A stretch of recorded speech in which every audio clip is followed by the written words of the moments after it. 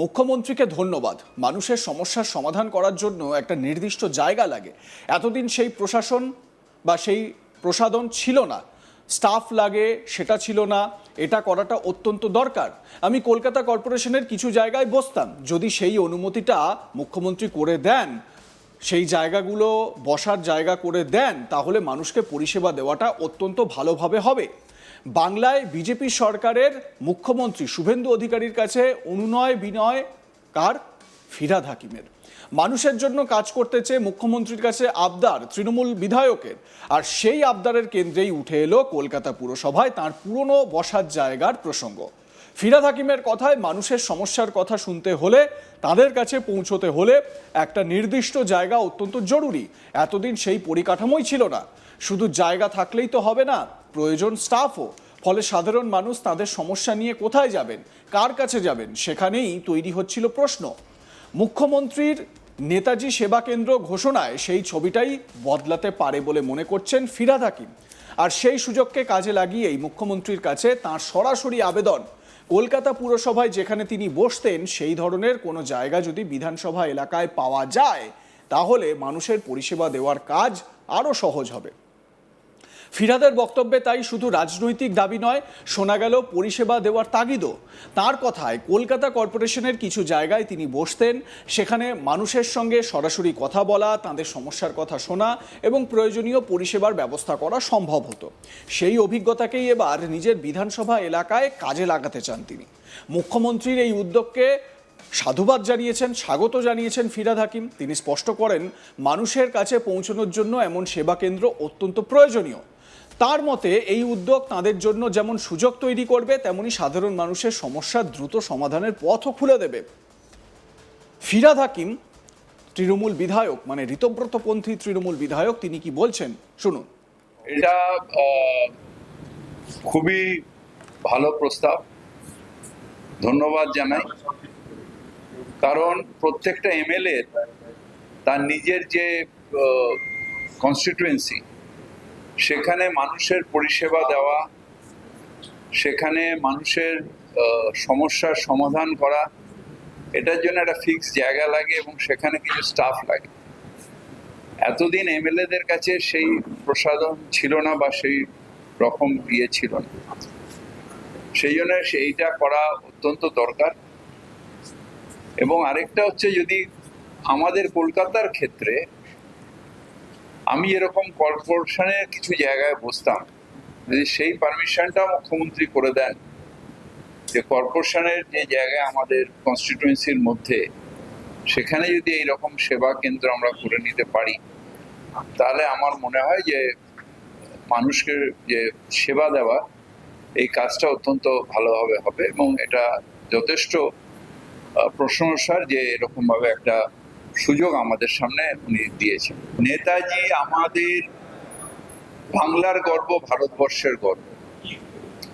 ভারতবর্ষের স্বাধীনতা আসতো না যদি নেতাজি তার সেই লড়াই না করতেন।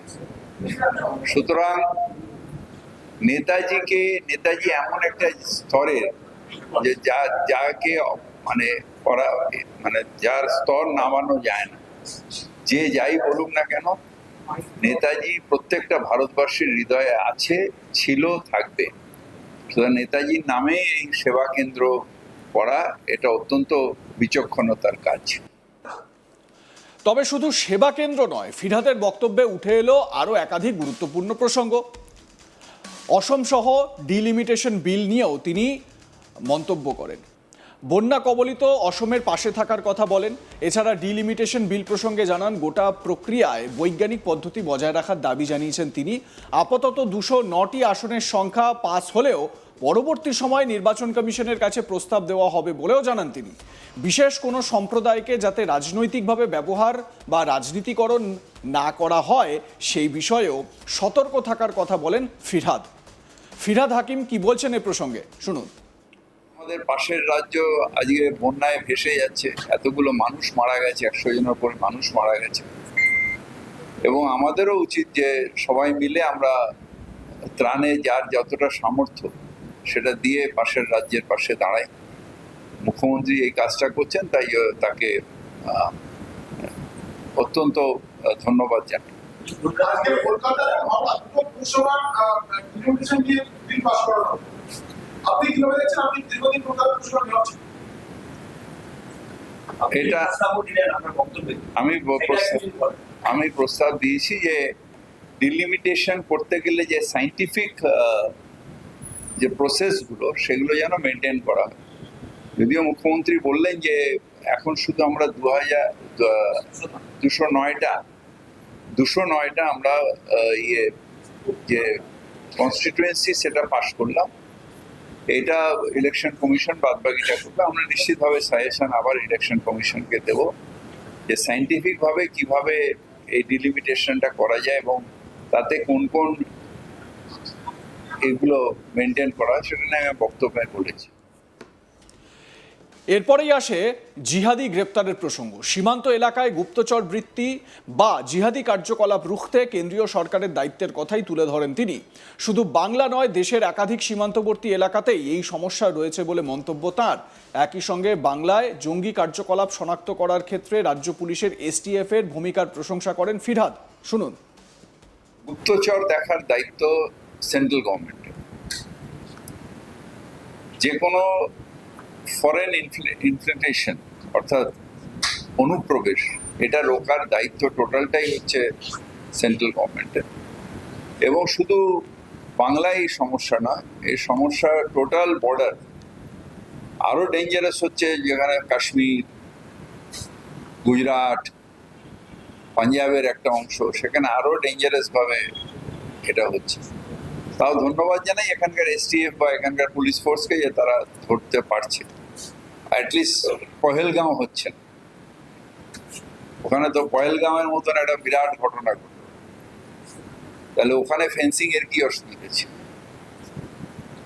ওখানে ওই যে অতগুলো আমাদের আর্ম ফোর্সকে মেরে দিল, সেখানে ফেন্সিং নিশ্চয়ই ছিল, সেখানে কি হলো? এখানে আমাদের যে পুলিশ ফোর্স আছে তারা দক্ষতার সাথে এদের ডিটেক্ট হচ্ছে, ওখানে হয়তো ডিটেক্ট করতে পারছে না বলে এই ঘটনাগুলো ঘটছে। এই কাল না পরশুদিন শ্রীনগরের কাছে ওই এতে অনন্তমাগে বোধহয় কালকে না পরশু হয়েছে, তো সেখানে কেন এগুলো হচ্ছে? সেটা 26-এ হতে পারে, 28-এ হতে পারে। সুতরাং এখানে হওয়াটা আপনারা বড় করে দেখছেন, আর ওখানে যেটা সিরিয়াসলি হচ্ছে এখানে ধরা পড়ছে। এখানে ঘটনা ঘটেনি, ধরা পড়ছে। নিশ্চিতভাবে ধরা পড়াও এটা ইন্টেলিজেন্স ফেলিয়ার, যেটা সেন্ট্রাল গভর্নমেন্টের দায়িত্ব। আপনাদের মতামত জানান। দেখতে থাকুন আজ তাক বাংলা। সাবস্ক্রাইব করুন আমাদের ইউটিউব চ্যানেলটি।